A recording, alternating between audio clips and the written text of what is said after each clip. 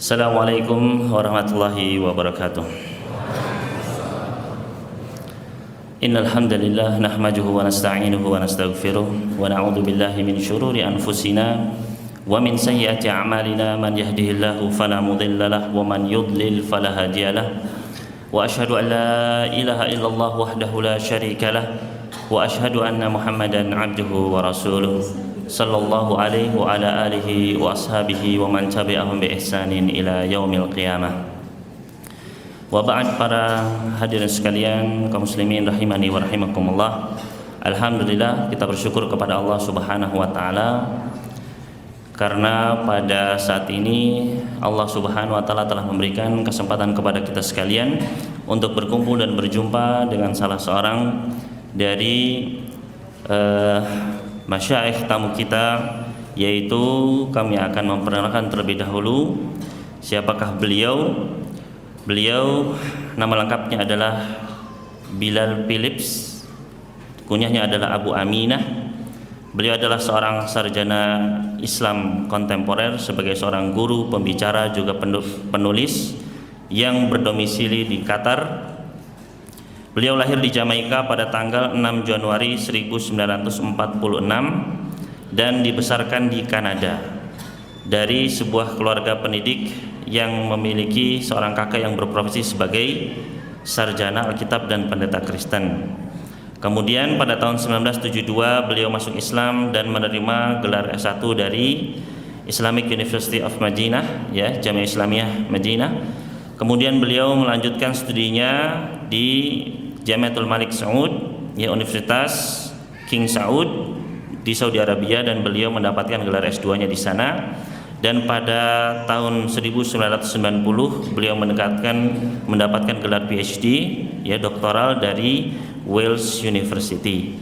Dan saat ini beliau adalah sedang mengembangkan Islamic Online University, Universitas Islam Online, ya.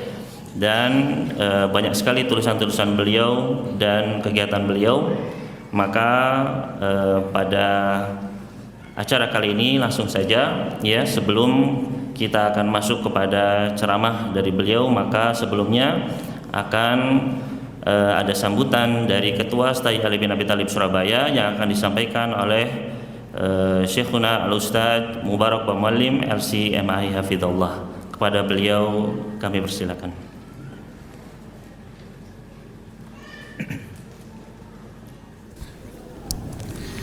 Assalamualaikum warahmatullahi wabarakatuh. Innal hamdalillah nahmaduhu wa nasta'inuhu wa nastaghfiruh wa na'udzu billahi min shururi anfusina wa min sayyiati a'malina. May yahdihillahu fala mudilla lahu wa man yudlil fala hadiya lahu. Wa asyhadu an la ilaha illallah wahdahu la syarika lahu wa asyhadu anna Muhammadan abduhu wa rasuluh. فضيلة الشيخ الدكتور أبا أمينة بلال فيليبس حفظه الله تعالى، أساتذة كلية التربية واللغة العربية جامعة علي بن أبي طالب رضي الله عنه الكرام، طلاب جامعة علي بن أبي طالب السعداء، إخوتي وأخواتي وجميع الحضور المحترمون، نحمد الله تبارك وتعالى على ما هدانا للإيمان والإسلام ومن علينا بالتوحيد واتباع نبي الإسلام صلى الله عليه وآله وسلم ومن سار على نهجه ومنهاجه من سلفنا الكرام عليهم الرضوان من الله ذي الجلال والإكرام. ونحمده جل جلاله كل الحمد على ما أسبغ علينا من نعمه ظاهرة وباطنة، فله الحمد أولا وآخرا. إنه لشرف لنا ولكلية التربية واللغة العربية بجامعة علي بن أبي طالب رضي الله عنه سربايا في هذا اليوم المبارك إن شاء الله تعالى، إذ جاء إلينا وحضر في جامعتنا المباركة إن شاء الله ضيف كريم وأخ فاضل لنا فضيلة الشيخ دكتور أبو أمينة بلال فيليبس حفظه الله تعالى، فكم يسرنا ويفرحنا حضور فضيلته ومجيئه إلى هذه الجامعة. فاسمحوا لي في هذه المناسبة الغالية المباركة بأن أتقدم بين أيديكم نيابة عن جميع القائمين على هذه الجامعة لأرحب بكم ولأرحب بفضيلة الشيخ أجمل الترحيب، وأشكركم الشكر الجزيل على حضوركم في هذه الجامعة. فأهلا وسهلا بكم ومرحبا بزيارتكم لإخوانكم في هذه البلاد وخاصة في هذه الجامعة المباركة. ونشكر جميع الحضور على مشاركتكم في هذه المناسبة الطيبة، ونتمنى لكم أطيب حال وأحسن بال في هذه الجامعة وفي هذه البلاد.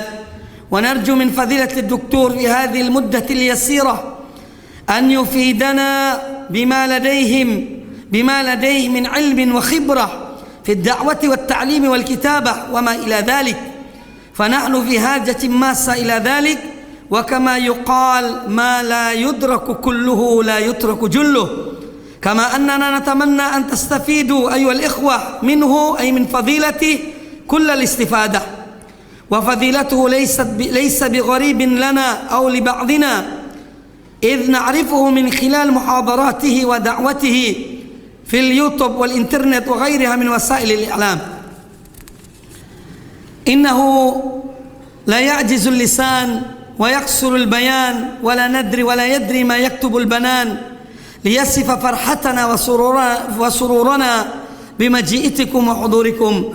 وختاما أسأل الله العظيم أن يوفق الجميع لما يحبه ويرضاه، ويجزيكم خير الجزاء، وثبتنا وإياكم على طاعته، ويرزقنا الإخلاص والمتابعة والثبات على دينه القويم حتى نلقاه، وجمعنا بكم في الفردوس الأعلى مع سيد الأولين والآخرين نبينا محمد وعلى آله وأصحابه أجمعين.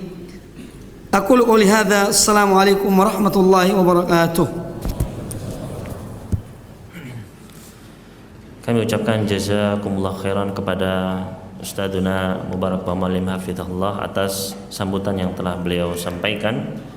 Dan selanjutnya kita akan masuk kepada ceramah kuliah umum yang akan disampaikan oleh Dr. Bilal Philips hafizahullah, yaitu tentang perjalanan beliau dalam menuntut ilmu. Mudah-mudahan bisa menjadi penyemangat bagi kita sekalian dalam menuntut ilmu agama. Kepada beliau kami persilakan. Tafadhol. Alhamdulillah wassalatu wassalamu ala rasulillah wa ala alihi wa ashabihi wa man istanna bi sunnatihi ila yaumiddin.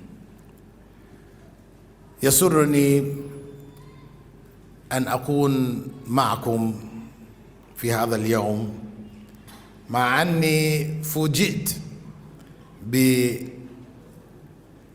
هذه المحاضرة أريد أن أشارككم في نقطة واحدة بسيطة، أرجو أن تفهمونني جيدا. هل تفهمونني؟ الجميع تفهمونني؟ طيب، فسأتكلم يعني قليلا في موضوع الطالبان. سمعتم عن الطالبان؟ هل سمعتم عن الطالبان؟ من يعرف ما هو الطالبان يرفع يده. ما أحد يعرف ما هو الطالبان؟ أنتم طلاب أليس كذلك؟ طالبان بمعنى 2 طالب.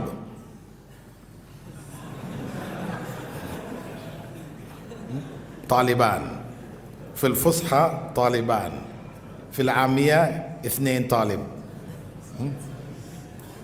فهمت؟ طيب، من هم الطالبان؟ عندنا في الجملة الاسمية المبتدأ والخبر. عرفت المبتدأ والخبر؟ ها؟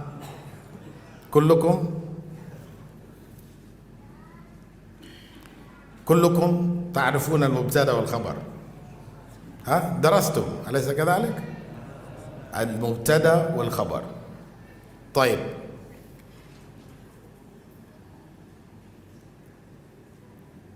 الطالب الأول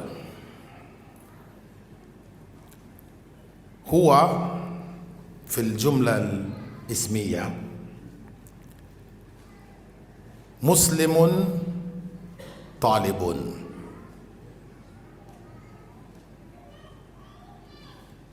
المسلم طالب. هذا الطالب الأول. والثاني الطالب مسلم.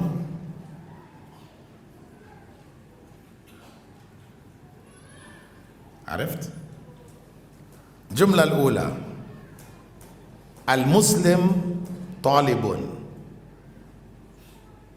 الجملة الثانية الطالب مسلم. هم طالبان.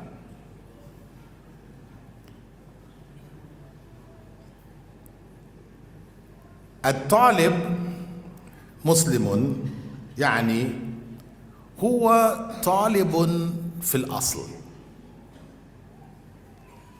والإسلام فرع. همه طلب العلم ليتخرج ويحصل على شهادة، وإذا حصل على الشهادة يجد به عمل، وإذا حصل على العمل يجد مال، فهو طالب للمال. فهمت؟ والثاني هو طالب لكنه قبل أن يكون طالبا هو مسلم.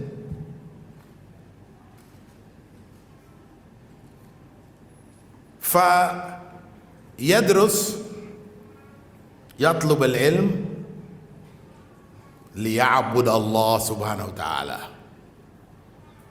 لأن الرسول صلى الله عليه وسلم قال: من سلك طريقا يلتمس فيه علما سهل الله له طريقا إلى الجنة.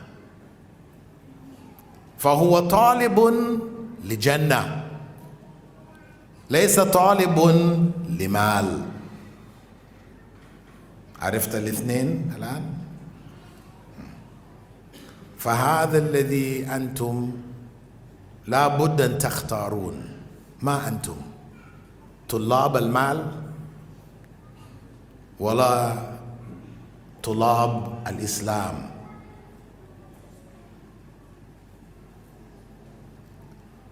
لأن إذا سألتكم من منكم يستطيع أن يرفع يده ويقول: والله لم أغش في أي امتحان في حياتي؟ من يستطيع يدفع يده الآن ويقول: لم أغش؟ تعرف الغش؟ من غشنا فليس منا، كلكم يعرفون. لكن الآن من يستطيع أن يرفع يده ويقول: والله ما غشيت في أي امتحان في حياتي يرفع يده الآن.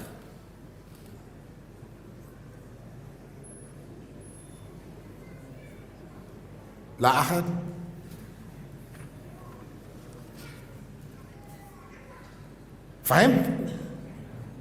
فهمتم؟ فماذا أمامنا؟ غشاشين. أعوذ بالله، أعوذ بالله. لا الحياة لا لا، أمامنا واقع تتمنى أن يكون من الحياة، ولكن لا أظن أنه من الحياة. هم يعرفون تماما. وهذا دليل على أنكم طلاب للمال، لأن الطالب للمال يغش، لأنه يريد أن يتخرج ينجح في الامتحان، فبدل أن يبذل جهده كما ينبغي من البداية إلى النهاية، يأخذ الطريق القصير ويغش. هذا الواقع، هذا ليس أنتم فقط، هذا في العالم هكذا. طلاب المال. وبمعنى إيش؟ مشكلة البلد ما هو مشكلة إندونيسيا؟ أليس المشكلة الفساد في المجتمع، الغش في الحكومة، رشوة، أليس هو المشكلة؟ أي نعم. وكيف نغير المشكلة؟ إذا أخذنا كل المسؤولين في الحكومة شلناهم وحطيناكم أنتم في مكانهم، هل تغيرون شيء أو تكون مثلهم؟ ماذا ترون؟ تكون مثلهم. هذا هو الواقع. لا نغير بكم أنتم، ما نغير شيء. المفروض أن تكونوا أنتم ممثلين للدين الصحيح، تابعين رسول الله صلى الله عليه وسلم الذي لقب باللقب الأمين. عرفتم ما هو الأمين؟ معنى الأمين عرفت؟ الذي لا يغش. هذا هو الأمين الذي لا يغش. لقد كان لكم في رسول الله أسوة حسنة. كلكم تعرفون الآية هذه، أليس كذلك؟ لكن ما طبقتموه. حفظتم ولكن ما طبقتموه. فإيش فائدة هذا الحفظ إذا ما غير فيكم شيء؟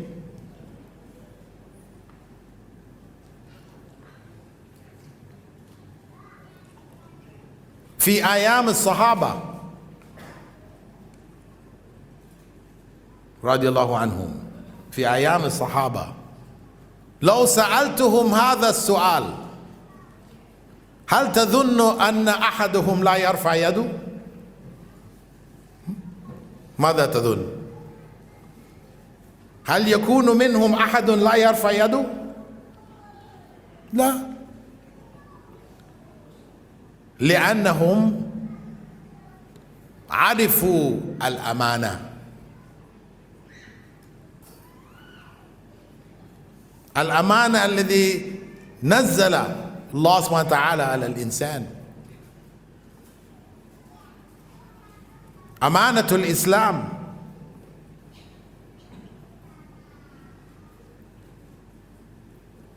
فالمستقبل لا يتغير. إن الله لا يغير ما بقوم حتى يغيروا ما بأنفسهم. تعرفون الآية هذه.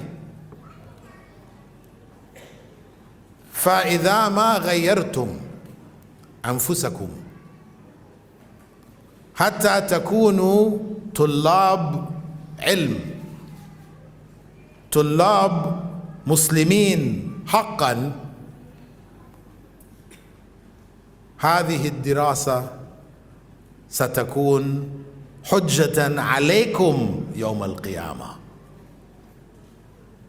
بدل أن يكون حجة لكم في ميزان حسناتكم، تكون حجة عليكم. ولا تغيرون شيء.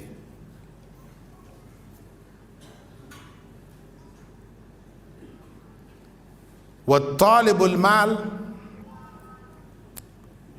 رسول الله صلى الله عليه وسلم سماه ايش؟ عبد الدرهم. سمعت؟ عبد الدرهم وعبد الدينار. تعس عبد الدرهم وعبد الدينار. هذا الذي قال له. طالب المال، الطالب من أجل المال هو عبد الدرهم وعبد الدينار. عندكم المال يسمونه ايش؟ روبية أو روبية. هو عبد الروبية. عبد الروبية. هذا الحقيقة. فهل أنتم تريدون أن تغيروا هذا البلد حتى يكون لا صراط المستقيم تابعا للقرآن والسنة؟ هل تريدون؟ هل تريدون أو لا تريدون؟ تريدون؟ طيب، ارفعوا أيديكم الآن معي. ارفعوا أنتم كلكم، ارفعوا أيديكم جميعا جميعا كلكم، وقولوا بعدي والله. يرفعوا الأيدي. والله لم نغش في امتحان بعد هذا اليوم إلى آخر حياتنا. شفت الايدي نزل حتى يعني انتهى إلى 10 أو 5. أعوذ بالله. ماذا يعني هذا؟ عندكم نية للغش في الامتحانات القادمة؟ لا،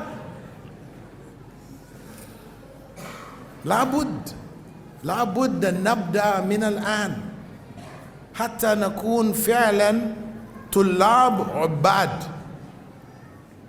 لأن طلب العلم طريقة إلى الجنة.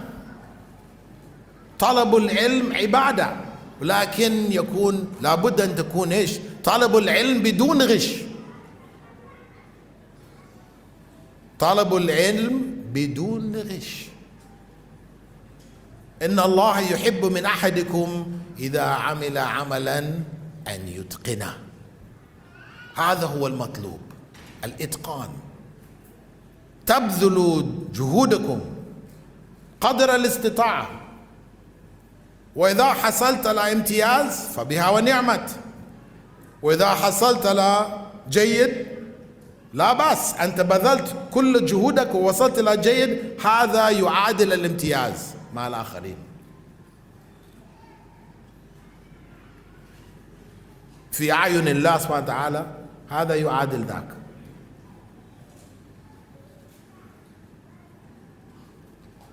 فلا بد من اليوم تغيروا نياتكم. اجعلوا النية الهدف الجنة. ودراستكم عبادة الله سبحانه وتعالى. هذا هو الطالب المسلم الصحيح الحقيقي، حتى يكون مديركم ومؤسس هذه الجامعة يفرح ويفتخر بكم، وتكونوا في حسناته، ميزان حسناته. هو بذل جهده وبنى لكم هذه الجامعة، وجاء بأساتذة، وفر لكم الطريق، فعليكم أن تأخذوا هذا الطريق بالإخلاص. وما أمروا إلا ليعبدوا الله مخلصين له الدين. الإخلاص، من هنا الإخلاص. فأرجو أن تكونوا صادقين. الذي رفع يده علي، والذي رفع يده للوسط، والذي رفع يده حتى من هنا.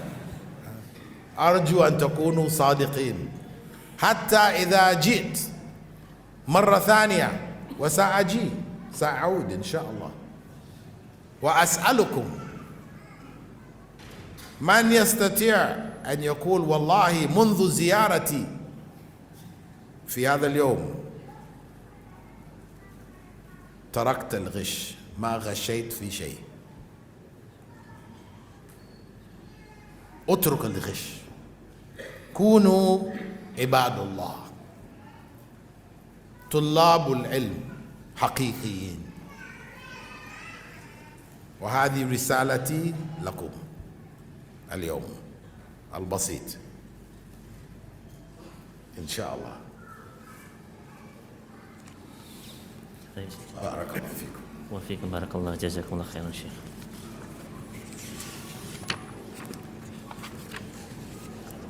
Setelah Syekh Dr. Bilal Philips beliau memuji Allah dan bersalawat atas Nabi sallallahu alaihi wasallam, maka beliau menyatakan kegembiraan beliau karena beliau telah bisa hadir bersama kita sekalian. Dan dalam muhadarah tadi beliau menyampaikan tentang dua jenis siswa, dua jenis penuntut ilmu. Penuntut ilmu yang pertama, di dalam beliau menyebutkan tentang mubtada khobar, ya, tata bahasa dalam bahasa Arab. Di dalam jumlah ismiyah, penuntut ilmu yang pertama adalah al-muslimu talibun. Sedangkan siswa yang kedua adalah at-talibu muslimun. At-talibu muslimun. Sehingga penuntut ilmu adalah hukum asalnya, sedangkan keislamannya hanyalah cabang. Artinya niatnya menuntut ilmu adalah untuk mendapatkan syahadah, ijazah, agar kemudian dengan ijazah tersebut dia dapat pekerjaan dan kemudian dia mendapatkan harta. Maka penuntut ilmu jenis ini dia adalah menuntut ilmu dalam rangka untuk mencari dunia. Adapun penuntut ilmu jenis lainnya tadi yang disebutkan, maka keislamannya adalah intinya, adakah menuntut ilmu adalah cabangnya, yaitu penuntut ilmu yang niatnya adalah belajar untuk beribadah kepada Allah Subhanahu wa taala. Karena dia menyadari sabda Nabi sallallahu alaihi wasallam, "Man salaka tariqan yaltamisu fihi ilman, sahhalallahu lahu bihi tariqan ilal jannah." Barang siapa yang menempuh suatu perjalanan dalam rangka untuk mencari ilmu, maka Allah Subhanahu wa taala akan memudahkan baginya jalan menuju surga. Maka penuntut ilmu jenis ini, mereka adalah penuntut ilmu dalam rangka untuk mencari surganya Allah Subhanahu wa taala. Maka kedua jenis ini adalah sebuah pilihan yang harus kita pilih. Apakah kita menjadi tipe pencari dunia atau pencari Islam, pencari surga Allah Subhanahu wa taala? Kemudian saya bertanya tadi kepada kita sekalian, siapa di antara kita yang bisa mengangkat tangan kita kemudian mengucapkan demi Allah bahwasanya saya belum pernah berbuat curang sama sekali di dalam ujian selama hidup saya? Kemudian ketika tadi ya tidak ada yang mengangkat, maka ini adalah ya sebuah bukti tentang bahayanya ketika kita menuntut ilmu bukan untuk mencari ridha Allah Subhanahu wa taala. Karena seorang siswa apabila dia berbuat curang, maka artinya dia mencari dunia dalam penuntut ilmunya tersebut.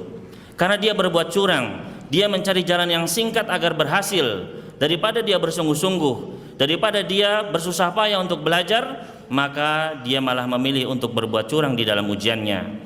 Dan inilah masalah yang kita hadapi saat ini, yaitu berbagai bentuk kecurangan yang terjadi di dalam kehidupan kita.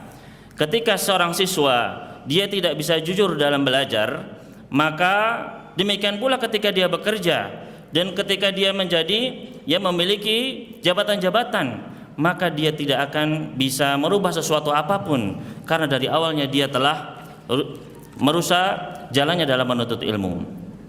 Seharusnya kita sekalian ketika menuntut ilmu berusaha untuk mencontoh Rasulullah SAW, yang mana beliau digelari dengan gelar Al-Amin, yaitu seorang yang dapat dipercaya, seorang yang tidak pernah berbuat curang. Padahal Allah Subhanahu wa taala telah berfirman, laqad kana lakum fi Rasulillahi uswatun hasanah. Sungguh telah ada di dalam diri Rasulullah sallallahu alaihi wasallam bagi kalian suri tauladan yang baik. Mengapa kita tidak meniru beliau? Kenapa kita tidak berusaha untuk meneladani beliau? Begitu pula para sahabat yang mana mereka semua memahami mana amanah. Maka apabila kita sebagai penuntut ilmu, maka kita harus berusaha mengubah diri kita saat ini. Kita harus berusaha untuk amanah di dalam menuntut ilmu. Ketika kita melakukan kegiatan belajar dan di situ niat kita tidak ikhlas, ketika kita mencari dunia, maka kegiatan belajar kita justru akan menjadi hujah atas diri kita. Dan orang yang menuntut ilmu untuk mencari dunia, tadi boleh disebutkan oleh Rasulullah SAW sebagai abdud dinar, abdud dirham, hambanya dinar, hambanya dirham. Di dalam mata uang kita rupiah, maka menjadi ya hambanya rupiah. Dan Nabi SAW telah mengancam ta'isa abdud dinar, ta'isa abdud dirham. Celaka orang-orang yang mencari dinar dan dirham. Apabila kita ingin merubah keadaan kita menjadi lebih baik di atas siratal mustaqim, maka kita harus merubah diri kita. Kita harus menjaga niat kita, menjadikan talabul ilm, kegiatan kita belajar ini adalah sebagai ibadah kepada Allah Subhanahu wa taala. Innallaha yuhibbu ahadukum idza amila amalan ayutkanah. Sesungguhnya Allah Subhanahu wa taala mencintai kalian apabila seseorang mengerjakan suatu amalan, maka dia benar-benar mahir di dalamnya. Oleh karena itu kita harus belajar bersungguh-sungguh. Apabila kita sudah belajar dengan sungguh-sungguh, kemudian gagal, maka tidak mengapa. Dan apabila kita berhasil, maka itu adalah kebaikan, kita bersyukur atasnya. Maka inilah yang dinilai oleh Allah Subhanahu wa taala. Yang utama adalah agar kita ikhlas dalam menuntut ilmu. Dan tadi beliau terakhir ya mengatakan bahwasanya beliau berharap agar kita sekalian bisa ikhlas. Dan saat ini tadi beliau mendapatkan yang mungkin tidak ada yang berani mengangkat tangan, namun mudah-mudahan ketika beliau kembali lagi ke sini, maka mudah-mudahan kita semua tetap berada di dalam keikhlasan di dalam menuntut ilmu. Ini mungkin secara ringkas apa yang beliau sampaikan dalam ceramah umum atau ceramah kuliah umum ini. Mudah-mudahan Allah Subhanahu wa taala memberikan keberkahan di dalam kegiatan beliau, di dalam ilmu beliau, dan kita mengucapkan jazakumullahu khairan ya Syekh Dr. Philips. Dan beliau memberikan kesempatan ya, beliau memberikan kepada kita sekalian untuk apabila ada yang ingin bertanya, maka mungkin ada 3 pertanyaan yang beliau ingin bisa terima. Kami persilakan kepada para hadirin sekalian untuk bertanya. Oh ya, silakan. Tulab. Ada talib? Laisa, di antara mahasiswa mungkin ada yang ingin bertanya langsung dengan bahasa Arab kepada Syekh, silakan. Tafadhal ya tulab. Liman ladaihi su'al fal yatafaddal bi taqdimi su'alihi ila Syekh mubasharatan. Tafadhal. Naam Syekh, tafadhal.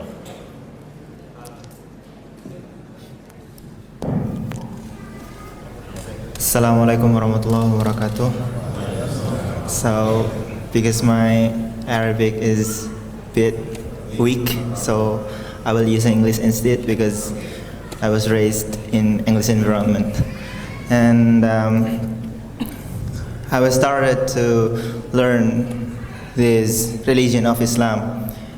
After 19 years, I was just, Shaitan has just put me astray, and I was just trying to learn Islam after years.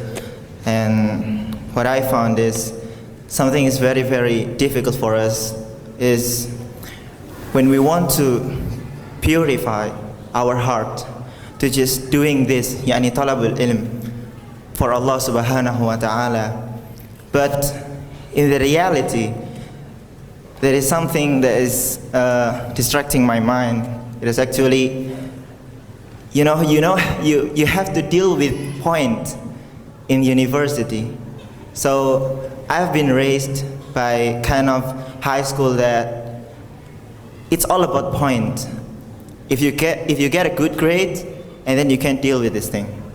So I was still stick into that stigma. So I hope that you can give me an advice about how should I do to encounter the difficulties in this topic.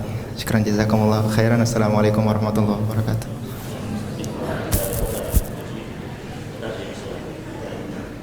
Jadi secara singkat ya, pertanyaannya adalah kita kan harus menyucikan niat, ya, mengikhlaskan niat dalam menuntut ilmu, tapi dalam bangku kuliah itu kita terikat dengan nilai untuk lulus. Nah, ini bagaimana cara kita mengikhlaskan niat sedangkan kita juga mengejar nilai? Itu kurang lebih ya pertanyaannya.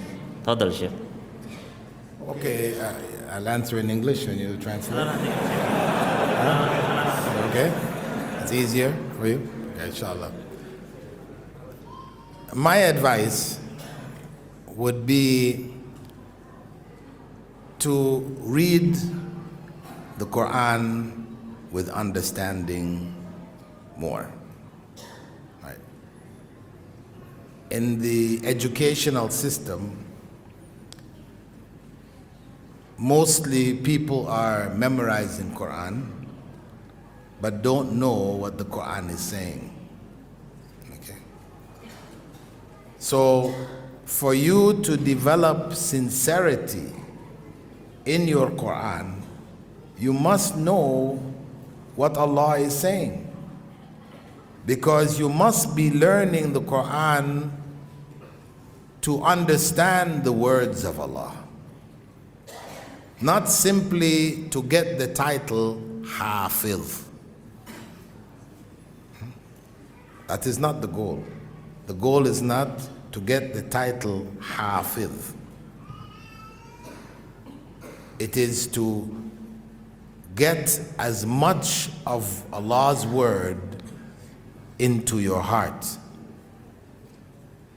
Because Allah said, Alif Lam Mim, ذَلِكَ الْكِتَابُ لَا رَيْبَ فِيهِ هُدًى لِلْمُتَّقِينَ. So it is hidayah that we seek from learning the Quran. Sirat al-Mustaqim. So to be sincere, we must seek the understanding. So my advice is, as you are reading the Quran in Arabic, you should also read it in English or Indonesian. Read tafsir. Maybe you can't do it at the same rate that you're memorizing, but you do as much as you can. Ittaqullah mastata'tum. This is what is required of you. So it is the understanding of Allah, of the Quran, which is from Allah. And as a general principle,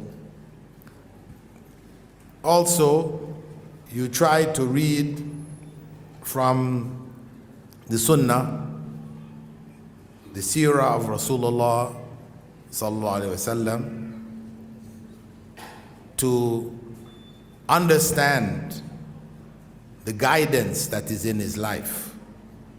not just to learn the facts, but to understand his example. So the Quran and the Sunnah, you try to bring it as close to you as possible.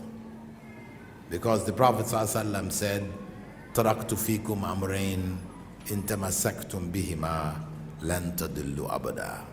I left with you two things. If you hold on firmly to them, you will never go astray. Kitabullah wa sunnati. So this is your starting point. Try to develop that, inshallah. That will help to keep away the waswasa. That's what is coming in your head. It's called waswasa, from shaitan. This is where it comes. And for the talibul ilm, shaitan is more active. For the common person, they have been trapped already. Shaitan has them finished. But for the talibul ilm who's trying to find the right way, he's going to be in your ear all the time. And he may be one students around you. He may be through students around you. It doesn't mean it's only outside in that world. No. Right here, you have shayateen, al-ins, amongst you. Yes, this is reality. People who will be going against the rules, cheating, encouraging you to cheat. And yes, you have people. I met them in the University of Medina. I met students who were graduating in the College of Quran and cheating in their examinations. So for you, focus on getting closer to your Quran, understanding it, not just memorizing it. خيركم من تعلم القرآن وعلمه. Not خيركم من حفظ القرآن وحفظه. Because these are two different things. حفظ القرآن وحفظه. تعلم القرآن وعلمه شيء آخر. Inshallah. So it means those shayateen ins, stay away from them. Make your good friends those who are like you, trying to do the right thing. Inshallah.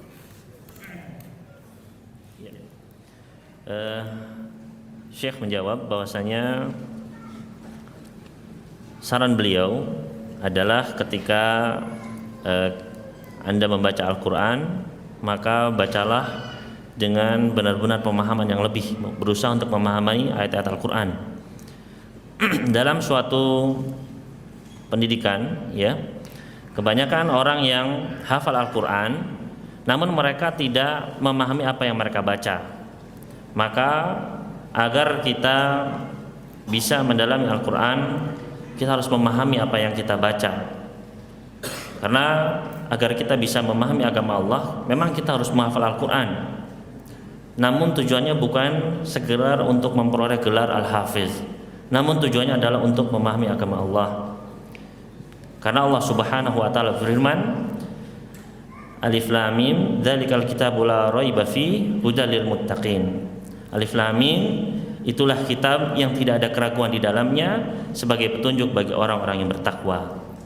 Maka tujuan kita ketika belajar adalah untuk mencari hidayah Allah Subhanahu wa taala. Itulah tujuan kita. Agar kita bisa lebih meresapi Al-Qur'an, maka kita juga perlu untuk membaca tafsir-tafsir Al-Qur'an. Dan sebagai prinsip umum kita juga perlu untuk membaca sejarah Nabi, ya, membaca As-Sunnah, membaca sejarah Nabi sallallahu alaihi wasallam untuk memahami petunjuk-petunjuk beliau dan juga suri tauladan beliau. Karena Nabi sallallahu alaihi wasallam pernah bersabda, "Taraktu fikum amrayni lan tadilla ba'dahuma al-Qur'an was sunnah." Aku telah meninggalkan pada kalian dua perkara yang kalian tidak akan tersesat apabila kalian mata masaktum bihima, selama kalian berpegang teguh dengan keduanya, yaitu Al-Qur'an dan As-Sunnah. Dan penuntut ilmu, maka syaitan pasti akan mendatanginya, akan memberikan was-was kepadanya. Syaitan akan selalu membisikkan di telinganya. Bahkan lebih dari itu, orang-orang di sekitarnya pun ya akan ada syaitan-syaitan yang akan mengganggunya. Baik itu dari teman-teman yang buruk, teman-teman yang berbuat curang. Maka seseorang penuntut ilmu benar-benar harus menjaga dirinya. Dan dalam belajar Al-Quran adalah kita benar-benar berusaha untuk belajar, bukan hanya sekedar menghafal. Karena Nabi SAW pernah bersabda, khairukum man ta'allama al-Qur'ana wa 'allamah. Sebaik-baik kalian adalah yang mengajarkan Al-Quran dan mengajarkannya, bukan hanya sekedar hafal. Maka ini adalah secara umum apa yang Syekh berikan sebagai jawaban. Soal akhar mubasyarah atau berbicara? Utarjam lakum. Oke. Baik, iqra ala an-nas. Iya. Ustaz, bagaimana caranya meluruskan niat dalam menuntut ilmu? Kaifa tariqah li hifz al-ikhlas fi nawayana fi talab al-ilmi? Al-ikhlas fi niyyah fi talab al-ilmi. Kaifa nuhafiz ala dhalika? مثل السؤال Nah, الذي سأل. يمكن تذكيرا له. يعني جواب هو نفس جواب الذي أتيت الأخ. يعني الإخلاص يأتي بالدراسة الصحيحة. يعني اجعلوا الهدف من الدراسة عبادة الله.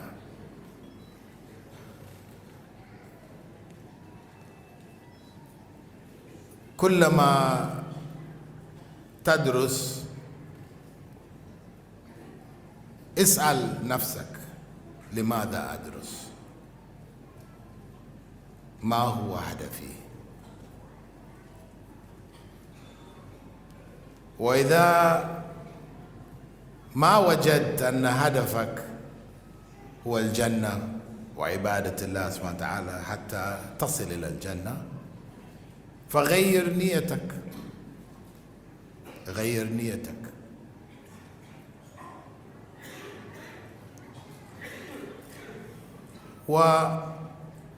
واجعل أصدقائك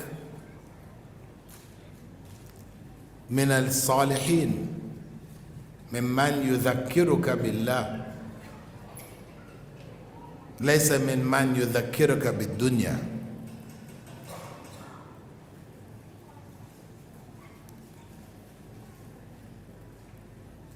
وإذا استطعت أن تقرأ سير العلماء السابقين حتى تتأثر من جهودهم وإخلاصهم، لعله يفيدكم كذلك.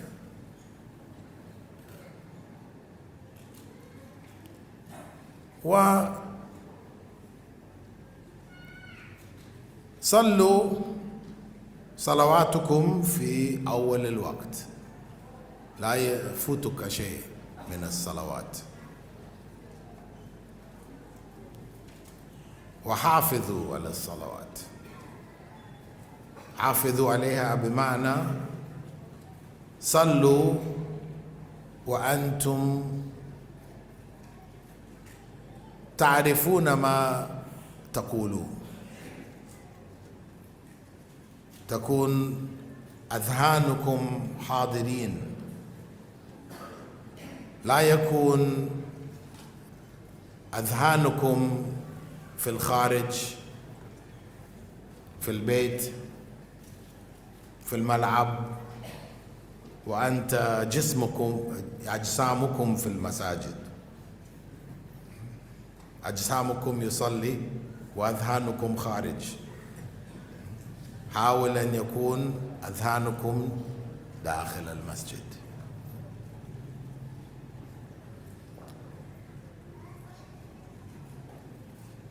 وحاولوا أن تتصدقوا قدر ما تستطيعون.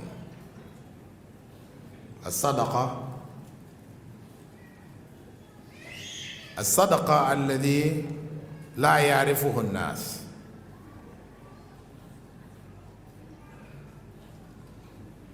لا يعرف صدقاتكم غير الله سبحانه وتعالى.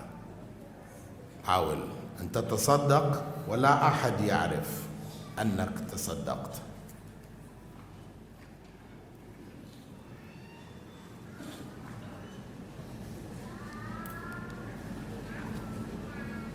Nah, baik. Di sini Syekh memberikan beberapa langkah yang bisa kita ambil agar kita bisa menjaga niat kita ikhlas dalam menuntut ilmu. Yang pertama adalah kita harus tahu bahwasanya ikhlas dicari dengan tujuan yang benar, yaitu menjadikan menuntut ilmu kita adalah sebagai ibadah kepada Allah Subhanahu wa taala.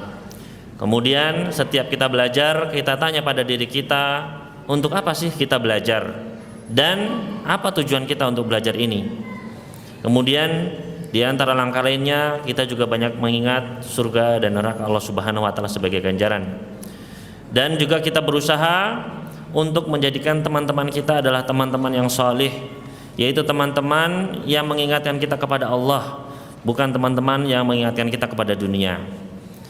Kemudian juga di antara langkah yang bisa membantu kita adalah kita membaca kisah-kisah para ulama yang terdahulu, bagaimana usaha mereka dan bagaimana keikhlasan mereka dalam menuntut ilmu. Kemudian Syekh juga menyarankan kita untuk memerintahkan kita untuk sholat di awal waktu, ya, senantiasa sholat di awal waktu dan menjaga baik-baik sholat kita, yaitu maknanya adalah kita melaksanakan sholat dan kita paham apa yang kita ucapkan di dalam sholat kita. Jangan sampai ketika sholat pikiran kita di rumah atau di lapangan ataupun di luar masjid, tubuh kita di masjid sedangkan pikiran kita ya ada di luar sana. Dan juga Syekh memberikan ya langkah agar kita banyak-banyak bersedekah sesuai kemampuan kita, yaitu sedekah tanpa diketahui oleh manusia. قصة طويلة. أنا في سؤال يعني منكم من سؤالين حول دخولي في الإسلام.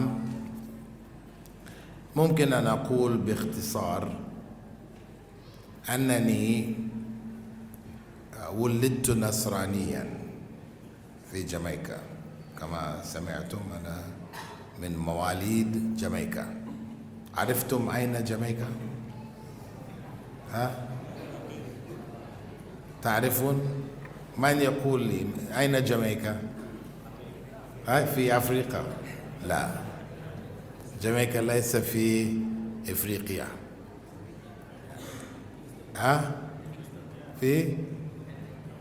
في أمريكا؟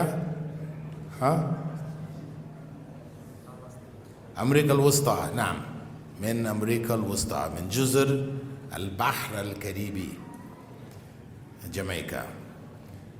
بس تعرفون باب مارلي؟ نعم. وتعرفون أوسين بولت؟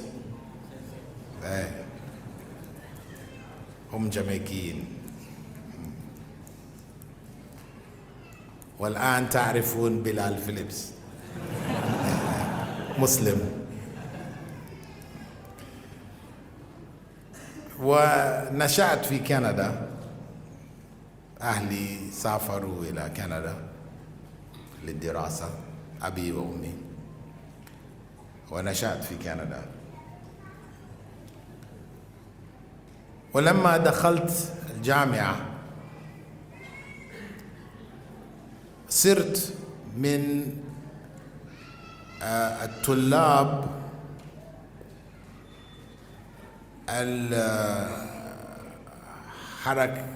الحركيين، يعني الذين يدخلون في حركات طلاب لتغيير الوضع في الجامعة وفي المجتمع. ففي ذاك الوقت أنا تركت النصرانية ودخلت في الشيوعية. عرفت الشيوعية؟ كوميونيزم. فكنت طالب شيوعي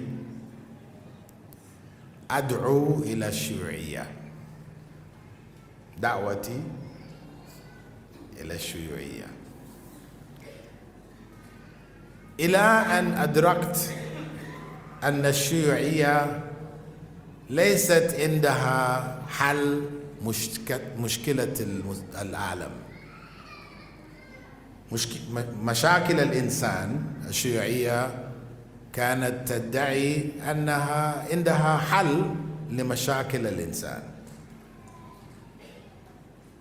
لمساواة بين الناس، لإدخال المساواة بين الناس، وتوزيع يعني ثروة البلد بين سكانها بالعدل. هذا من أقوالهم، لكن الحقيقة غير ذلك. أدركته، ولما أدركت ذلك أحد الإخوة في المنظمة الشيوعية التي كنت فيها أسلم، فلما أسلم سألته لماذا؟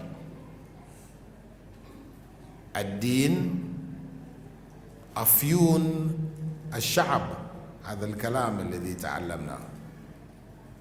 الدين مثل مخدر من المخدرات للشعب، هذا كلام الشيوعيين يقولون هكذا.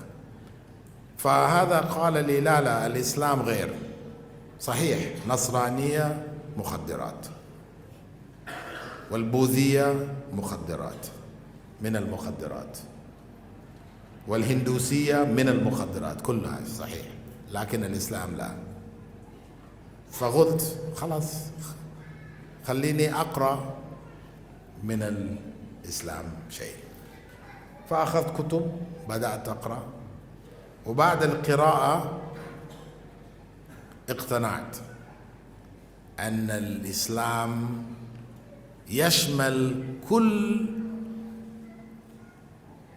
ناحية من نواحي الإنسان، يشمل كل شيء، وفيه حل لكل مشاكل الناس. والخير الذي في النصرانية موجود في الإسلام، والشر الذي في النصرانية ليس موجود في الإسلام، والخير الذي في الشيوعية موجود في الإسلام، والشر ليس موجود، وهكذا. كأن الإسلام جمع الخير كله وليس فيه شر، وهو كذلك. وبعد أن أدركت هذا أسلمت، وتركت كندا وذهبت إلى السعودية لأدرس. هذه القصة. Pertanyaan tadi adalah bagaimana tentang kisah beliau ya masuk Islam dan mendapatkan hidayah. Beliau menjawab bahwasanya beliau lahir sebagai seorang Nasrani di Jamaika, yaitu di benua Amerika Tengah, di salah satu ya negeri kepulauan di sana. Kemudian beliau besarnya adalah di Kanada. Beliau ke sana untuk belajar, pindah bersama ayah ibu beliau. Ketika masuk bangku kuliah, beliau bertemu dengan para pemuda ya yang pemuda pergerakan gitu. Akhirnya beliau memeluk paham komunisme. Dan terus hingga beliau sadar bahwasanya komunisme tidak bisa menyelesaikan masalah-masalah manusia. Mereka atau paham komunisme ini mengajak kepada persamaan. Ya, semuanya bagi rata, namun kenyataannya tidak demikian. Ya. Kemudian salah satu teman beliau yang ikut paham komunisme ini Ada salah satu teman beliau masuk Islam, maka beliau mendatangi temannya tersebut dan bertanya, kenapa masuk Islam? Ya, bukankah ya menurut komunisme, bukankah agama itu seperti candu? Ya, salah satu tokoh komunisme mengatakan ini, ya, bukankah agama itu seperti candu? Kenapa kok Anda masuk Islam? Maka menurut temannya, Islam tidak demikian. Ya, Islam berbeda dengan agama-agama lainnya. Lalu beliau pun meminta kepada temannya tersebut ya kitab-kitab tentang agama Islam, kemudian beliau membacanya. Setelah beliau membaca kitab-kitab tersebut, maka kesimpulan beliau bahwasanya Islam adalah agama yang ya syamil, mencakup segala sesuatu, dan Islam memberikan jawaban dari semua permasalahan yang ada yang dihadapi oleh manusia. Maka semua kebaikan dari agama-agama yang ada ini dikumpulkan, semuanya berada di dalam agama Islam. Sedangkan keburukan-keburukan agama lain tidak terdapat di dalam agama Islam. Maka kemudian beliau pun ya masuk Islam, kemudian beliau belajar ya pindah hijrah ke Saudi Arabia dan sekolah di Jamaah Islamiyah sebagaimana tadi telah kita jelaskan di awal perkenalan beliau. Maka ini adalah kisah beliau. After I studied in Medina, I became a teacher. يعني بعد التخرج من الجامعة الإسلامية صرت مدرسا في الثانوية والمتوسطة تربية إسلامية واللغة العربية في الرياض، ودرست الماجستير هناك كذلك. وبدأت لدعوة الأجانب في الرياض، كنت داعيا في الرياض، وفتحنا هناك أول مركز للدعوة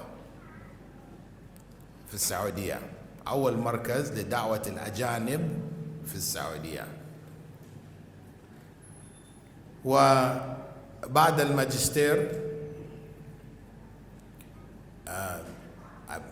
صرت مدرس أو محاضر في الجامعة في دبي، الجامعة الأمريكية في دبي. وأنشأت في دبي كذلك أول مركز دعوة في الإمارات،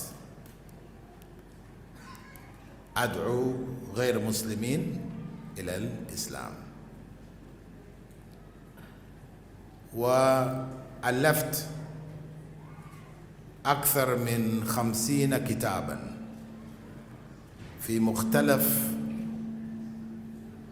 التخصصات الإسلامية، في الحديث، تفسير، عقيدة.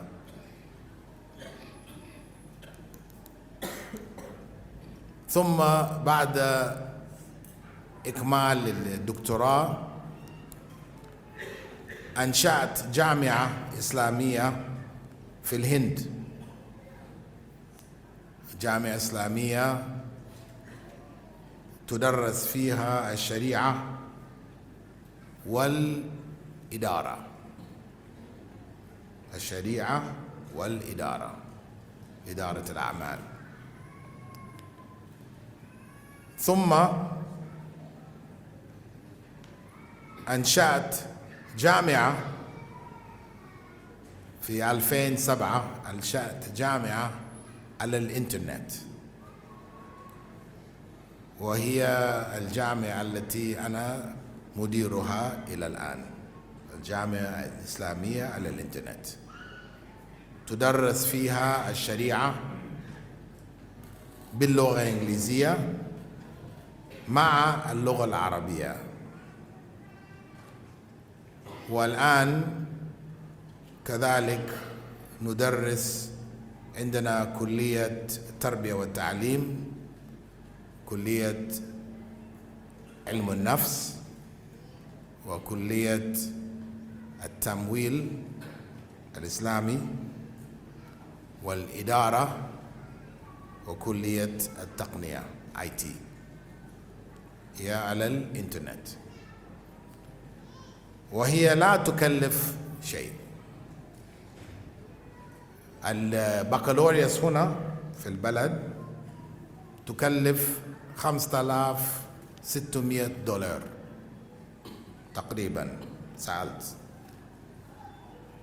والبكالوريوس عندي في الانترنت $500 للدراسة كلها. وعندنا أكثر من 250,000 طالب من 2007 إلى الآن. عندنا أكثر من 250,000 طالب من 228 دولة، وأساتذتنا من أكثر من 50 دولة.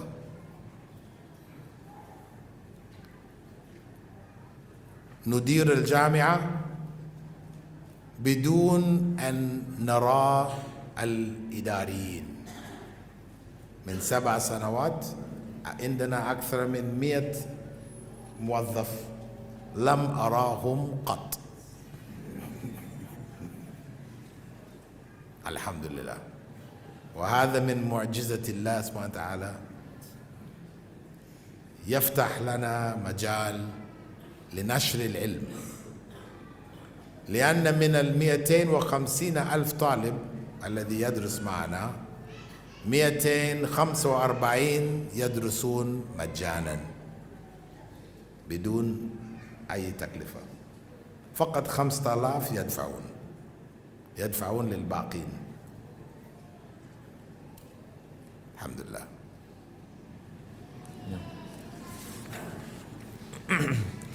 Kemudian setelah beliau lulus dari Jamiah Islamiyah di Madinah, maka beliau menjadi pengajar bahasa Arab di Riyadh, ya, sambil beliau mengambil S2 beliau di Riyadh.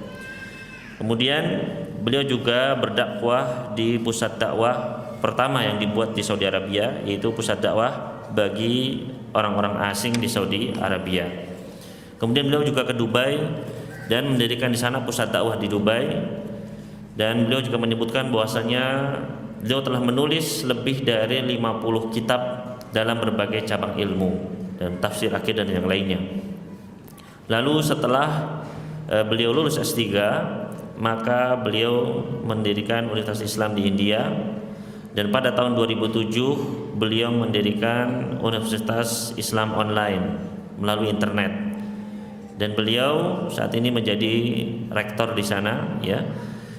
Rektor dari Universitas Online tersebut, di mana di sana terdapat beberapa fakultas seperti Fakultas Tarbiyah, Fakultas Psikologi, Fakultas Ekonomi Islam dan Manajemen, Fakultas Teknologi Informasi.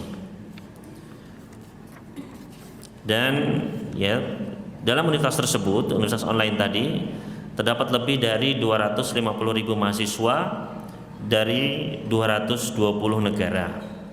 Adapun dosennya ya berasal dari 50 negara. Dan yang menakjubkan bahwasanya beliau sebagai rektor, beliau tidak pernah bertemu dengan karyawan-karyawan beliau.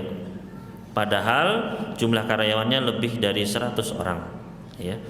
Dan di dalam universitas tersebut ada 245 orang yang belajar dengan gratis tanpa membayar apapun. ومن ألطف قصص الدعوة عندي أن في عام 1991 في السعودية بعد حرب الخليج، لما دخل صدام حسين والجيوش في الكويت وغيرها، ودخل السعودية أكثر من 500,000 جندي أمريكي دخل السعودية، 500,000.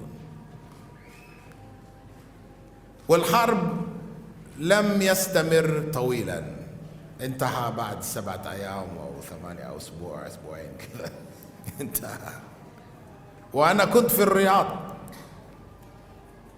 وصدام يرسل صواريخ من العراق ينزل على الرياض ونسمع يعني سكادز، اي نعم، انفجارات يعني شديدة.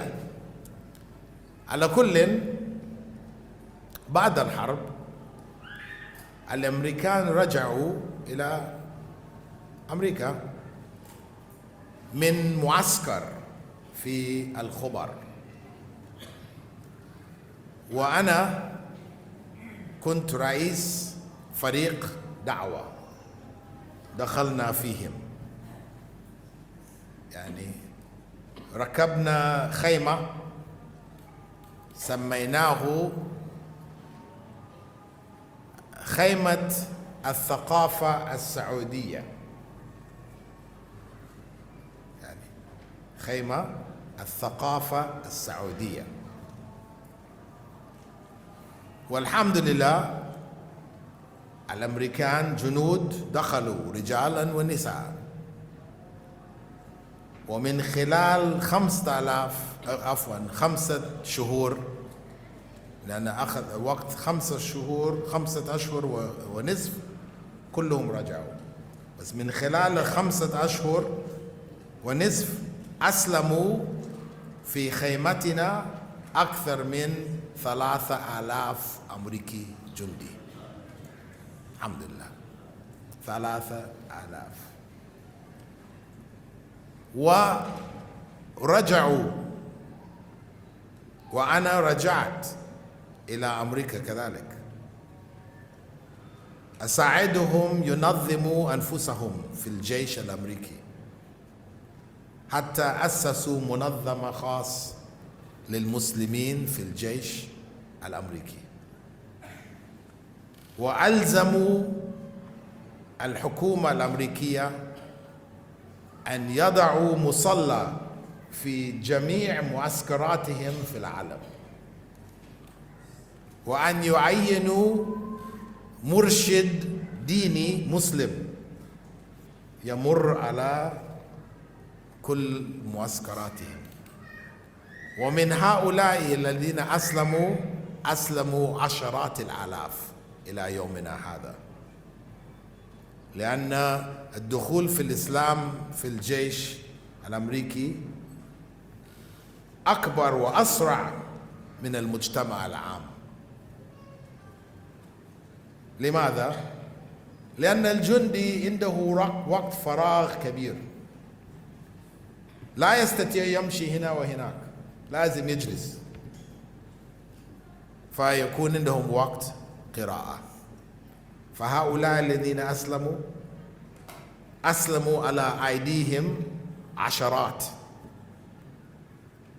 عشرات، وعلى أيديهم عشرات، وفي أوائلهم عشرات. فالحمد لله هذا من ألطف يعني حوادث الدعوية في حياتي، لم أرى مثله قط. يعني كان يسلم عندنا ما بين 15 و20 شخص كل يوم، الله أكبر. وهذا يعني إيش؟ يعني إذا كان لنا فرصة لنشرح الإسلام الصحيح للأمريكان لأسلموا، لكن العالم الإسلامي ميت، لا يستخدم ما عندها لدعوة العالم. لكن إن شاء الله في صحوة، هناك صحوة، ونتمنى ونتوقع في المستقبل للإسلام. Ya. Dan di antara hal yang paling mengharukan, yang paling berkesan, beliau mengatakan pada tahun 1971 di Saudi Arabia, setelah ya ketika perang Teluk terjadi, ketika Saddam Hussein ya menyerang masuk ke dalam Kuwait dan lain sebagainya, maka pada kala itu 500 juta ya dari prajurit Amerika datang masuk ke Saudi Arabia. Namun perang tidak berlangsung lama. Saat itu beliau sedang berada di Riyadh dan Saddam Hussein menembakkan rudal-rudal ke kota Riyadh. Beliau bisa mendengarnya, ya banyak terjadi ledakan. Setelah perang selesai, ya maka banyak prajurit Amerika. Pada saat itu beliau memimpin ketua tim dakwah, kemudian membangun ya sebuah tempat dinamakan sebagai kemah kebudayaan Arab Saudi. Nah, di dalam kemah tersebut beliau berdakwah sehingga banyak dari prajurit Amerika yang masuk Islam. Dalam jangka waktu 5,5 bulan, maka masuk Islamlah 3.000 prajurit Amerika, baik dari laki-laki maupun perempuannya. Maka ini adalah sebuah hal yang sangat ya berkesan beliau.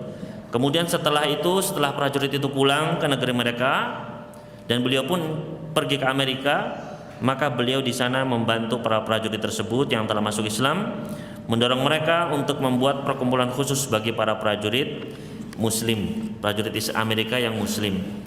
Kemudian meminta pemerintah Amerika untuk membuat musola-musola di kamp-kamp atau di pusat-pusat militer Amerika. Hingga saat ini sudah puluhan ribu yang masuk Islam dari prajurit Amerika. Kemudian beliau menjelaskan kenapa kok banyak di antara prajurit Amerika yang masuk Islam, karena mereka memiliki banyak waktu kosong. Mereka tidak bebas untuk pergi kemana-mana, ya terikat dengan pangkalan mereka, maka mereka bisa membaca kitab, bisa belajar. Dan setelah prajurit itu masuk Islam, maka banyak pula setelah itu yang ikut masuk Islam, baik dari keluarganya, ya karib kerabatnya masuk Islam pula, ya puluhan. Sehingga ya di sini beliau menyebutkan hampir 25 orang setiap harinya masuk Islam menurut beliau. Maka beliau menyebutkan sebagai pelajaran bagi kita sekalian bahwasanya seandainya Islam dibawa dengan cara yang baik, maka sungguh ya orang-orang di negeri kufar akan banyak dari mereka yang dengan mudah masuk Islam. Dan ini insya Allah kita berharap bahwasanya masa depan insya Allah akan menjadi masa depan bagi kaum muslimin, bagi agama Islam ini. Maka ini mungkin adalah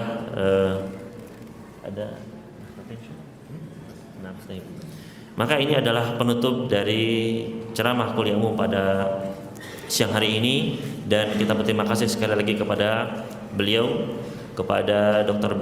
Bilal Philips hafizahullah, dan juga kepada Al-Ustadz Waraq Muhammad hafizahullah, dan juga kami mengucapkan terima kasih kepada para hadirin sekalian yang telah meluangkan waktunya untuk hadir di sini. Kami ucapkan jazakumullahu khairan katsira. Wa sallallahu ala nabiyina Muhammadin wa sallam ala mursalin walhamdulillahirabbil alamin. Wassalamualaikum warahmatullahi wabarakatuh.